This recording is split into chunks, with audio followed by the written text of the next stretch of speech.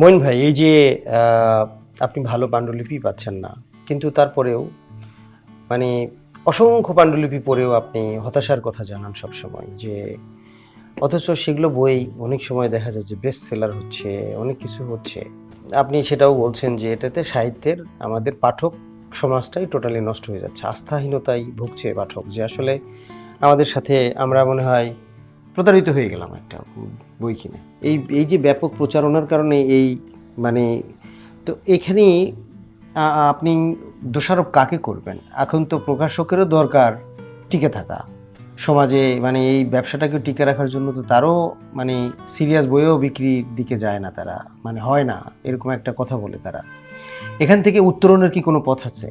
না, আমার আমার আমার কথা, প্রকাশকদের কথা যেটা বলছেন, প্রকাশক এখানে ইনভেস্ট করেছে, সে কিছু পয়সা পাবে, কিন্তু প্রকাশক এটাকে এটা তো শিল্প। শিল্প কি কোনোদিন ব্যবসা হয়? হ্যাঁ, রাইট। তো এনারা প্রত্যেক প্রকাশক তো ব্যবসা করতে নেমেছেন, ঠিক আছে? ব্যবসা করতে গিয়েছে। আমি আমার ছোটবেলায় উপন্যাস লিখেছি, কোথায় গেছে আমি জানি না। আমরা একটা কবিতা লিখে কোনো সিনিয়রের কাছে কবিতা দিই নাই, সাহস করি নাই যে মার খাই নাকি উল্টাপাল্টা লিখে।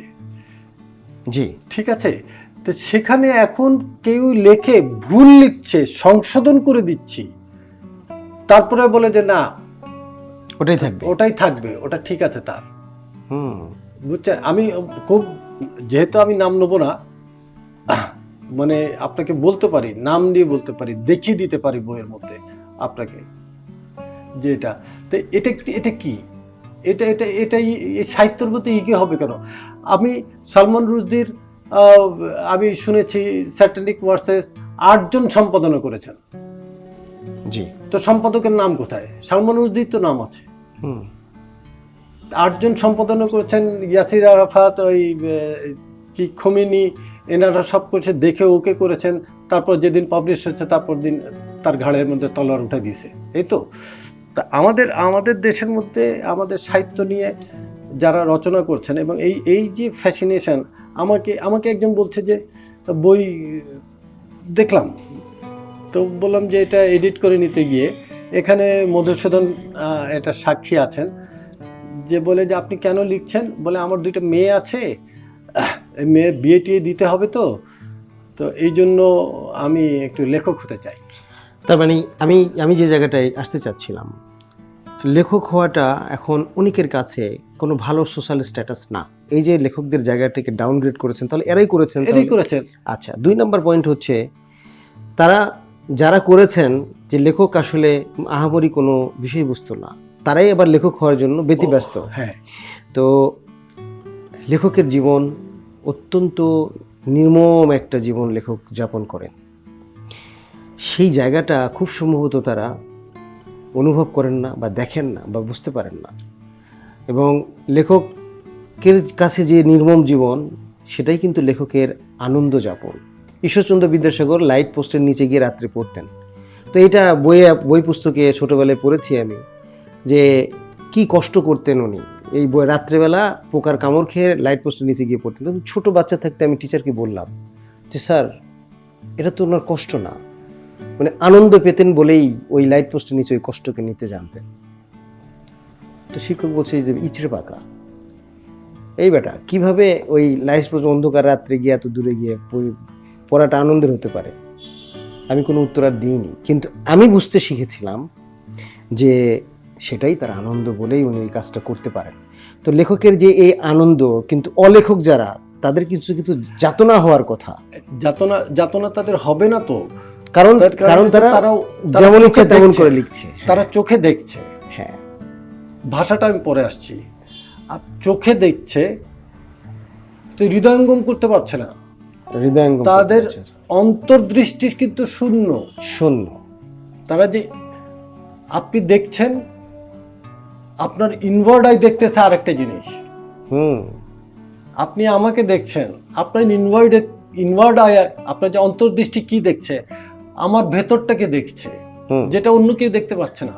তো ওরা তো দেখতেই পাচ্ছে না, সেটা দেখতেই পাচ্ছে। শুধু যদি দেখতে না পারে তাহলে লিখবে কোথায় থেকে? তারপর তাদের কাছে নাই ভাষা, তারা জানে না যে উপন্যাস উপন্যাস কাকে বলে বা ছোট গল্প কাকে বলে? আপনি ছোট গল্প ব্যাখ্যা করলেন, ঠিক আছে, আপনার মতো করে আপনি ব্যাখ্যা করলেন। ছোট গল্পের তো একটা ব্যাখ্যা আছে। আপনি যদি গ্রামার পড়েন বা সাহিত্য পড়েন, উপন্যাসের তো একটা ব্যাখ্যা আছে। উপন্যাসটা কিভাবে, উপন্যাসের কতগুলো স্তম্ভ থাকতে হবে, কি কি থাকতে হবে, নইলে তো সেটা উপন্যাস হয়ে উঠবে না। এটা না, রচনা হবে। ধরলাম যে আমিও তো মাঝে মাঝে ছোট গল্পে এই কি বলে আমি হচ্ছে শৃঙ্খল ভেঙে দিই, যে যে মানে যা বলছে একটা উপন্যাসের 5টা ইয়ে থাকবে, এটা থাকবে, সেটা থাকবে, নাই মানলো, কিন্তু তারপরেও একটা অনুভবের জায়গায়। না, আপনি আপনি যখন ভাঙছেন, হুম, আপনি কিন্তু বিষয়টা জেনে ভাঙছেন। right. জেনে ভাঙতে গিয়ে যে জিনিসটা হচ্ছে না, আপনি কিন্তু নতুন ডিরেক্ট হবেন সৃষ্টি, না, নতুন সৃষ্টি হচ্ছে। সৃষ্টি করতে যাচ্ছেন, আপনি ডিরেক্ট হবেন না। কিন্তু এরা তো একটা একটা বাক্য নির্মাণ করতে জানে না রে ভাই। আমি আমি একদম খুবই স্পষ্ট করে বলছি, এরা বাক্য নির্মাণ করতে জানে না। আচ্ছা, আপনার দর্শন থাকতে হবে। এই বাদ্যের মধ্যে তো কঠিন শব্দ আছে, ঠিক আছে? তো বাদ্যের মধ্যে একটা জায়গায় আছে, বলতেছে যে তুমি কে। হুম, নায়িকা নিজে তার প্রতিবিম্ব দেখে প্রতিবিম্বকে জিজ্ঞেস করছে যে তুমি কে। আমার ওখানে স্টপ, আমি আর উত্তর দিই নাই যে সেই কে। এখন আমি আপনাকে যদি জিজ্ঞেস করি হুম, ঠিক, যে আপনি কে, হুম, আপনি উত্তর দিয়ে কুলাতে পারবেন? না, তো এখন তুমি কে, কেউ যদি এটা পড়ে চলে যায় যে তুমি কে, তো সে পড়ে যেতে পারে, খুব একটা সহজ শব্দ। কিন্তু আমি যখন তার উপরগুলো পড়বে এবং তুমি কে আমি যখন ছেড়ে দিচ্ছি, তখন তো তার একটা চিন্তার বিষয় আছে, জানি কি কি বলে গেল। তাহলে মঈন ভাই, আপনার সাথে কথা বলে যে ভয়াবহ চিত্রটা আমরা বুঝতে পারছি, সেটা হচ্ছে যে চিন্তা, এখন এখন পাঠক যখনই জিনিসটা হালকা পাচ্ছে, তখনই সে তো তার আগ্রহ চিন্তা হারিয়ে ফেলছে। শক্তিটা না, হ্যাঁ। চিন্তা, সে তো চিন্তার জায়গাটা হারিয়ে ফেলছে। এমনিতেই আমাদের দেশে সংক্রমণ হয়ে গেছে, ইয়েটা আছে। এখন আমরা একটা শব্দ জানার জন্য, একটা বই পড়ার জন্য, একটা নাম যদি শুনি যে এই বইটা পড়েছিস, আরে খাইছে, এটা তো পড়ি নাই, এরপর কোথায় পাওয়া যায় ওটার পেছনে ঘুরছি আমরা 10 দিন 15 দিন, আদৌ পাইনি, বা পেয়েছি গোগ্রাসে 7-8 জন মিলে পড়ছি এইটা। তো এখন কি হচ্ছে, এখন একটা শব্দ কিছু জানতে গেলে টপ করে কম্পিউটারে বা ফোনের মধ্যে টিপ দিল, পেয়ে গেল। তাদের জ্ঞান কিন্তু, তাদের জ্ঞান নাই, তাদের ফোনটা, গুগলটা তাদের জ্ঞান, তাদের কিন্তু জ্ঞান নেই। আপনার আমার জ্ঞান আছে। মঈন ভাই, আপনি একজনের কথা বলেছেন যিনি আপনাকে প্রথম আদিসুর ও বল্লাল সেন এই বইটা দিয়ে দিয়ে আপনাকে লেখার জন্য উৎসাহ দিয়েছিলেন, এবং সেই মানুষটার সাথে আমারও পরিচয় হয়েছিল আপনার মাধ্যমে। এবং তিনি মানে আমি যতটুকু তাকে, আশরাফুল আলম শিকদার, ইংরেজি সাহিত্য পড়া মানুষ, বিচিত্র জ্ঞান ভাণ্ডারে সমৃদ্ধ একজন মানুষ। সাহিত্যের এমন কোনো শাখা মনে হয় নাই, পৃথিবীর এমন এমন রাইটারের কোটেশন তিনি দিতেন যেগুলো মানে আমাদের বাংলা সাহিত্য পড়াশোনা যারা করেন তারা জানে কিনা আমার সন্দেহ আছে। তার সাথে আমাদের একটা মানে ইয়ে তৈরি হয়েছিল, বন্ডিং তৈরি হয়েছিল। এই আশরাফুল আলম শিকদার আমার অনেকগুলো গল্প অনুবাদ করেছিলেন, আপনার গল্প অনুবাদ করতে চেয়েছিলেন, তাকে তো আমরা হারিয়েছি। এখন এই যে তার সাথে আপনার মানে পরিচয়, এই যে এই ধরনের মানুষের যে শূন্যতা, আমরা তো এই ধরনের মানুষকে পাচ্ছি না। আপনার কি মনে হয় এরকম? তিনি একাধারে চিত্রনাট্যকার ছিলেন, তিনি অনুবাদক ছিলেন, তিনি একজন বোদ্ধা পাঠক ছিলেন, এবং সারাক্ষণ একজন সাহিত্য অনুরাগী মানুষ ছিলেন, বিশ্লেষক ছিলেন। এবং তার যে দেখার চোখটা, আমি তাকে জিজ্ঞাসা করেছিলাম আপনি এইভাবে দেখেন কিভাবে? তো উনি তখন সবসময় বলতেন, রাফি ভাই, আমার শ্যামল গঙ্গোপাধ্যায় থেকে শুরু করে সবার সাথে সরাসরি পরিচয় একটা ছিল, এবং আমাকে অনেক পড়া, আমার অনেক পাঠ, সেটা যদি আমি অনেক বড় বড় মানে অর্থনীতি বা অন্যান্য সব বিষয় নিয়ে পড়তাম তাহলে মনে হয় এটা হতো না, কিন্তু সাহিত্য পাঠ আমার দৃষ্টিকে খুব নিরপেক্ষ করে দিয়েছে, জীবন সম্পর্কে, জগৎ সম্পর্কে, সমাজ সম্পর্কে। এই যে তার মূল্যায়নটুকু ছিল, সবসময় তিনি এই কথা বলতেন। তো মানে এবং তিনিও আপনাকে লেখার জন্য যে বারবার বলেছেন লেখা হচ্ছে লেখা হচ্ছে। আপনি তার অনুপস্থিতিটাকে কিভাবে দেখেন? আমি তার আপনার কথা সাথে তো তার সাথে একটা ইয়েও ছিল যে আপনারা দুজন মিলে একটা কাজ করবেন। আমার সাহিত্যটা নিয়েও একটা কাজ করার প্ল্যান ছিল তার। তো এই জন্য আমরা জানতে একটু চাইছি। আমাদের প্ল্যান ছিল না, খোকন ভাইয়ের প্ল্যান ছিল যে খোকন ভাই আমাকে তার সঙ্গ নিয়ে তাকে অ্যাসিস্ট করার জন্য বা তাকে অনুপ্রেরণা দেওয়ার জন্য বা তার সঙ্গ দেওয়ার জন্য তিনি আমাকে সাথে রাখতে চেয়েছিলেন এবং আমি সেটা রাজি হয়েছিলাম। মধুসূদন মিহির চক্রবর্তী খোকন ভাইয়ের খুব প্রিয় মানুষ সেও ছিলেন। তো তার চাচনামা এবং আপনার ত্রিমণি এক সময় তিনি যখন অসুস্থ হয়ে যান, চাচনামা মধুসূদনের লেখা, ত্রিমোহনী আপনার লেখা, এটা তো বেরোলো। এবং তিনি এই একটা প্রকাশনাই করতে চাইছিলেন এই দুটো বই বের করার এই জন্য। দুইটা প্রথমে আপনার সাথেও কথা হয়েছিল হ্যাঁ, যে এটা, এবং আমাদের কথা ছিল আমাদের আলাদা একটা পরিকল্পনা ছিল যে আমরা কি জিনিসটা ছাপবো। আমরা নর্মাল উপন্যাস বা নর্মাল যেগুলো ছাপবো না, হ্যাঁ, গল্প, সিরিয়াস লেখা নিয়ে কবিতা কাজ লেখা করতে ছাপবো না, চেয়েছিলেন সিরিয়াস লেখা নিয়ে এবং কাজ করবো। প্রত্যেকটা বই 3000 কপি করে ছাপতে হ্যাঁ, চেয়েছিলেন। তার মধ্যে থেকে ছিল ওইরকম তার মার্কেটিং প্ল্যান ছিল।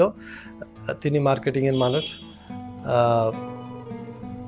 তো তিনি যখন অসুস্থ হয়ে গেলেন, আবার আপনার বইটা এবং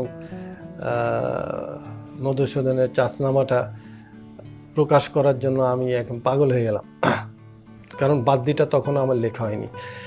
কিন্তু খোকন ভাই যখন অসুস্থ হয়ে গেলাম, বাদ্যি লেখার আমার গতি কিছুটা বাড়লো এবং পড়াশোনা বললো যে বাদ্যি আমাকে শেষ করতে হবে খোকন ভাইয়ের জন্যই। তো যাই হোক, বাদ্যিও লিখলাম। তো খোকন ভাই খুব একটা শূন্যতার জায়গা, কোথায় যেন খোকন ভাই আমার আস্থার জায়গা ছিলেন। আমার আস্থার জায়গা ছিলেন। খোকন ভাইকে কোনো সমস্যা হলে, আমার কোনো কিছু জানতে হলে, খোকন ভাই এই সতীদাহ প্রথা কোথা থেকে আরম্ভ হলো, কবে থেকে আরম্ভ হলো, ঘুরিয়ে ফেললাম। আরে দিয়েছেন তো আপনি বিপদে ফেলে, এইটা দাঁড়ান আমি একটু একটু বুঝে নিই, আপনাকে উল্টাপাল্টা বলবো না, আপনি তো মনে হয় কোথাও লিখবেন। আমি বললাম যে হ্যাঁ লিখবো। খোকন ভাই এই মসলিন তৈরি হচ্ছে, মসলিন মানে পদে পদে আমি তাকে, জ্ঞানগর্ভ একজন মানুষ, তিনি আমাকে বলতেন, আমি লিখলাম না এটা হলো না, এটা হলো না, বা এটা দাঁড়িয়েছে, আমি পাতায় পাতায় তাকে লিখে আমার বাদ্যিটা দেখিয়েছি। আপনাকে তো প্রচুর দেখিয়েছি আমি, মানে পুরো বইটা খণ্ড খণ্ড ভাবে দেখানো হচ্ছে, এরকম যেটা আছে। ফুলবালা আমার স্বতঃস্ফূর্ত লেখা, ফুলবালাটা অনেক গতি, অনেক, বাদ্যি তো স্লো। এই অবস্থা। খোকন ভাই শূন্যতা আমি ভীষণভাবে খোকন ভাই যেদিন অসুস্থ হলেন, মধুসূদন আমাকে জানালেন ঈদের আগের দিন উনি হসপিটালাইজ, কি করব, মানে ওই সব জায়গায় যাইতে মন চায়নি। পরে আমি আর আপনি, মনে আছে নিশ্চয়ই, আমরা গিয়েছিলাম দুইজনে। খোকন ভাই তখন একটু জ্ঞান হয়েছে, চিনতে পারেন এইভাবে অবস্থা, সেই আপনার হাতটা ধরে আর ছাড়েন না, আপনি মুখ ঘুরিয়ে কান্না আরম্ভ করলাম, আমি আরেক দিকে মুখ ঘুরিয়ে তার বেডের সামনে কান্না আরম্ভ করলাম। এই যে খোকন ভাই আপনাকে নিয়ে তো প্রচুর কাজ করেছেন, আমাকে নিয়ে কাজ করার তার সুযোগটা হয়নি, এটা আমার আফসোস রয়ে গেল। তিনি থাকলে অন্তত আমাদের দুইজনের অনেক উপকার হতো, দুইজনের উপকার হতো। অ্যাট দি সেম টাইম এগুলো যখন আসতো ওনার মাধ্যমে, তখন আমাদের বাংলাদেশি যারা পাঠক আছেন বা যারা লেখক হবেন ভবিষ্যতে, তাদের জন্য অনেক অনেক দিক নির্দেশনা থাকতো, অনেক কাজ করতো, অনেকে কাজ করতো। তো মঈন ভাই, আমরা তো আপনার বাদ্যি, ফুলবালা এরকম দুটা উপন্যাস পেয়েছি, যদিও এটা একটার সাথে আর একটার পরম্পরা। তো আমরা কি ভবিষ্যতে আপনার আর কোনো কাজ এরকম পাবো? এটা ট্রিলজিটা তো আবার হবেই। আমি তো এখন স্টাক আপ হয়ে গেছি, লিখতে পারছি না। আমি গল্পও লিখতে পারতেছি না। তো মানে আমার গল্পগুলো তো আপনি পড়েছেন, গল্পগুলো তো একটু অন্যভাবে লেখা গল্পগুলো আমার, যতগুলো গল্প আছে আমার কিন্তু প্রত্যেকটা গল্পের সাথে একটা প্রত্যক্ষ অভিজ্ঞতা আছে, সামনে দেখা জিনিসটাকে আছে, তারপর ওটাকে কালার করা আছে। তো এই তো জীবনে বা ওই আমার একটা স্বপ্ন আছে 10টা বই লিখবো। তো 10টা বই লিখলে এখন যে লেখাগুলো হয়, আমি অনেককে, না এই কথাটা বলবো না, যে অনেককে বলি যে ঠিক আছে আমার কাছ থেকে অর্থের বিনিময়ে লিখায় নাও, আমার দরকার নেই, আমি ওইগুলা লিখবো না বা ওইগুলা ছাপবো না, এর চাইতে ঘুমিয়ে থাকা আমার কাছে অনেক বেটার মনে হয়, আরাম প্রিয় আর কি। তো ওই লেখা না, লিখতে গেলে এরকম, তবে বাদ্যির মতো লেখার লিখবো না, বাদ্যির এই ভাষা লিখবো না, এই ভাষা মানুষ গ্রহণ করতে পারেনি, করতে চায় না, হ্যাঁ, পারে না। তো বাদ্যি এবং ফুলবালার মধ্যে যে ভাষা নিয়ে আমি কাজ করেছি, যারা এটা পড়বে তারা এটা বুঝবে যে বাদ্যির তো এটা সিকুয়াল, কিন্তু সিকুয়ালটার তো কতগুলো ক্রাইটেরিয়া থাকে, তার মধ্যে ভাষা একটা, সেটা ভাষার উপরে যে কাজ করা হয়েছে সেটা বাদ্যি এবং ফুলবালাতে বোঝা যায়। ট্রিলজির মধ্যে আমি সমসাময়িক ভাষাটা ব্যবহার করার ইচ্ছা আছে, এবং সেটা হয়তোবা আমার জীবনী হতে পারে। মঈন ভাই, আপনি মাটির ময়না চলচ্চিত্রে অভিনয় করেছিলেন এবং মাটির ময়না একটা অনবদ্য একটা চলচ্চিত্র, আমাদের চলচ্চিত্র জগতে একটা মাইল ফলক সিনেমায় আপনি অভিনয় করেছিলেন। সেই অভিজ্ঞতা এবং আপনি কেন আর সিনেমায় কাজ করলেন না বা আগামীতে করতে চান কিনা, বা আসলে আপনি কোন মাধ্যমে কমফোর্টেবল ফিল করেন কাজ করতে এখন, এটা একটু জানতে চাই। মাটির ময়নার পিছনে ইতিহাস আছে। আমার সাথে তারেকের একটা সন্ধি ছিল যে সে আমাকে দিয়ে একটা অভিনয় করাবে, বল কিসের, রজনীশের। তো রজনীশের চরিত্রে অভিনয় করাবে, সে লিখবে। তো তো ঠিক আছে, ওখানে অনেকজন ছিলেন, তা আমার সাথে প্রমিস করাইছে। তো প্রমিস করলাম যে হ্যাঁ করবো। কবে লিখবে, কি লিখবে, আমি ঝোঁকের মাথায় প্রমিস করছি। তো বলে যে ল্যাংটা অভিনয় করতে হবে। তাই আমি বললাম যে আপনি যদি এটাকে সেন্সার করাতে পারে তাই আমি ল্যাংটা অভিনয় করবো। এটা হাসি ঠাট্টা এটার মধ্যে গিয়ে তখন সে, এরপরে তারেকের সাথে আমার একটা হিচিং হয়, একটা গ্যাপ সৃষ্টি হয়ে যায়, একটা ভালো গ্যাপ সৃষ্টি হয়ে যায়। পরে সে অনেককে, আমি যে চরিত্রে অভিনয় করেছি তার একটা প্রিয় ক্যারেক্টার, তার স্যারের ক্যারেক্টার আমি করেছি। তো এটা তার খুবই প্রিয় একজন স্যার ছিলেন। তো তিনি তার স্যারের প্রতিচ্ছবি আমার মধ্যে দেখতে পেতেন। 3 জনের উনি অডিশন নিয়েছিলেন, ওনার কাউকে পছন্দ হয়েছে। আমি 3 জনের নামটা বলবো না, পরিচিত নাম, ঠিক আছে। তো এবং তাদের মধ্যে থেকে তারাও বলছে যে হ্যাঁ তারাও আমার পরিচিত, যাই হোক 2 জন অন্তত পরিচিত।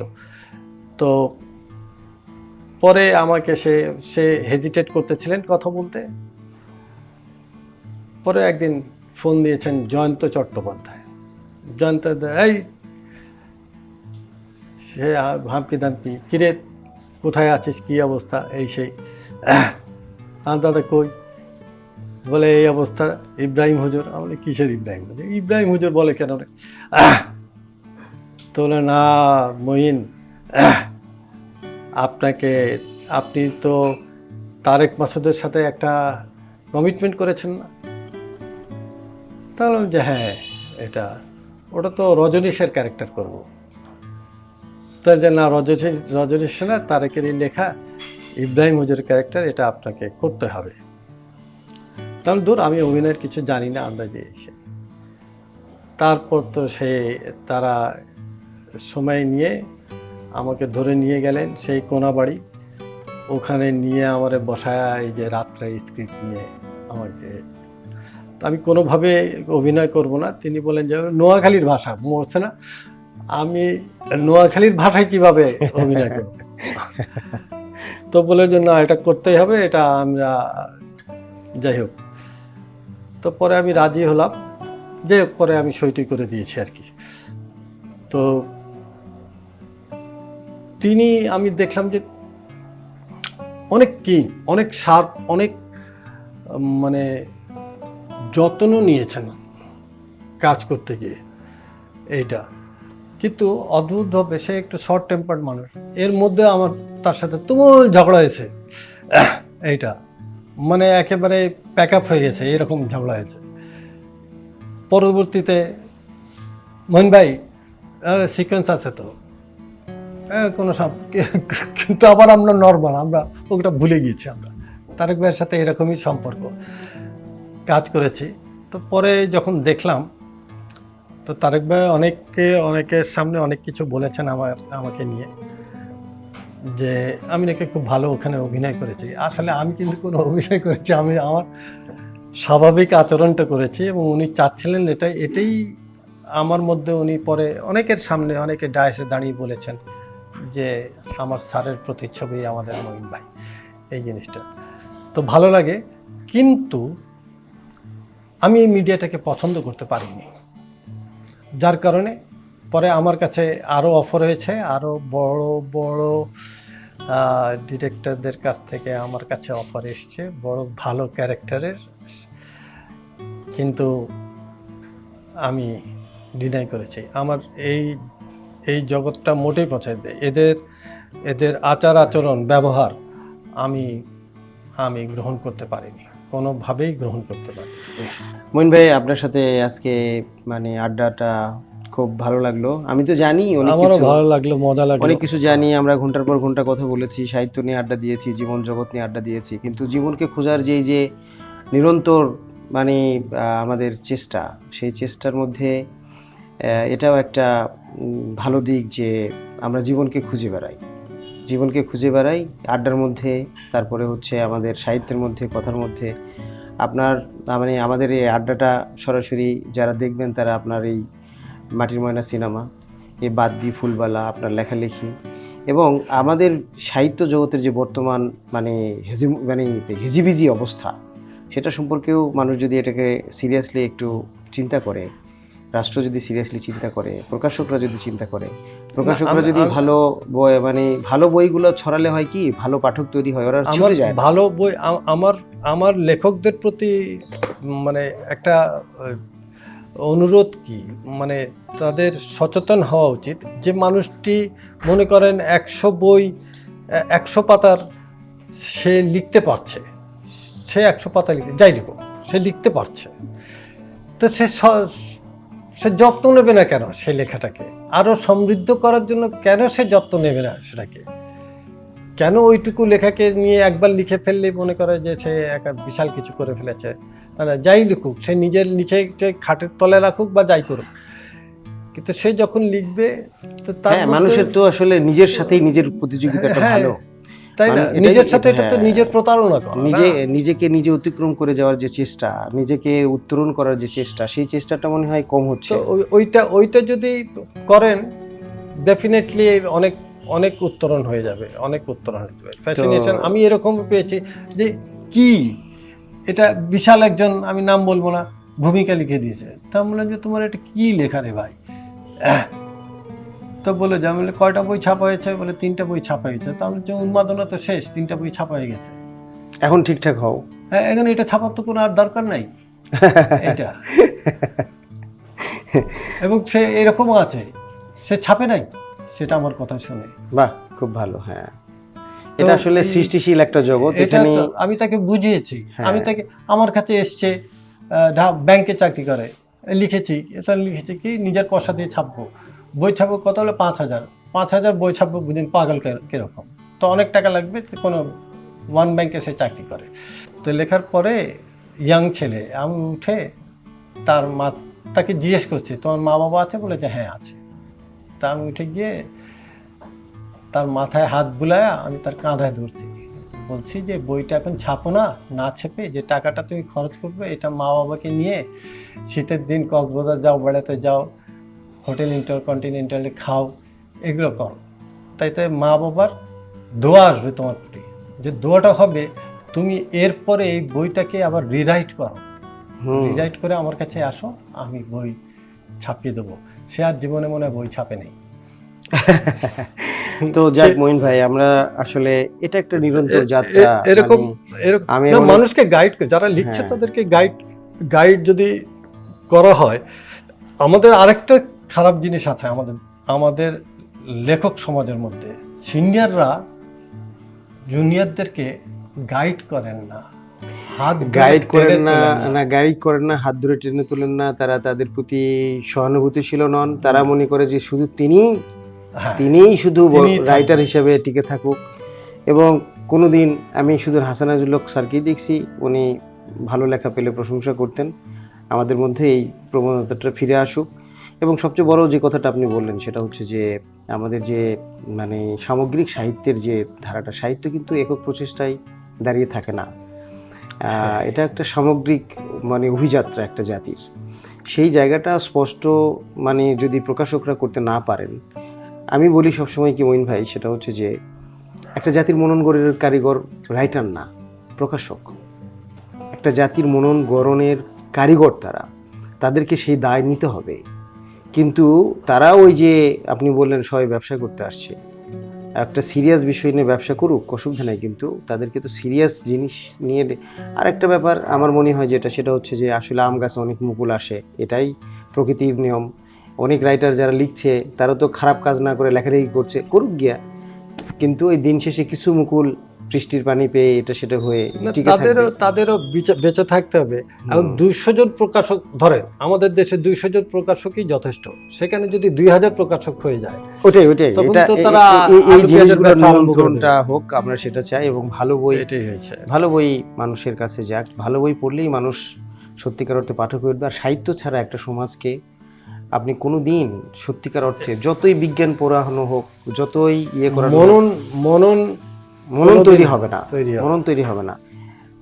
আজকে ধর্মীয় গ্রন্থ বলেন, যে কোনো এডুকেশনাল মানে শিক্ষা ব্যবস্থা বলেন, এগুলো মানুষের মনে সত্যিকার অর্থে প্রভাব ফেলতে পারে না যা একটা গল্প পারে। সেই জন্যই আমাদের অনেক ভালো গল্প দরকার, যেটা মানুষের মনে চিরস্থায়ী একটা প্রভাব ফেলতে পারে। ভালো মন্দের ভেদাভেদ গল্পের মাধ্যমে মানুষ বুঝতে পারে, খল চরিত্রকে ঘৃণা করতে পারে, মানে সৎ চরিত্রগুলোকে যখন নিতে শিখে সে, তখন নিজে সৎ হওয়ার একটা প্রবণতা তৈরি হয়। তো সব মিলিয়ে খুব ভালো লাগলো মঈন ভাই আপনার সাথে আড্ডা। আজকে আমরা আবার আড্ডা দেব। আবার আড্ডা দেবো সময় করে। হ্যাঁ, আসবো, থ্যাংক ইউ, কথা বলবো। Thank you.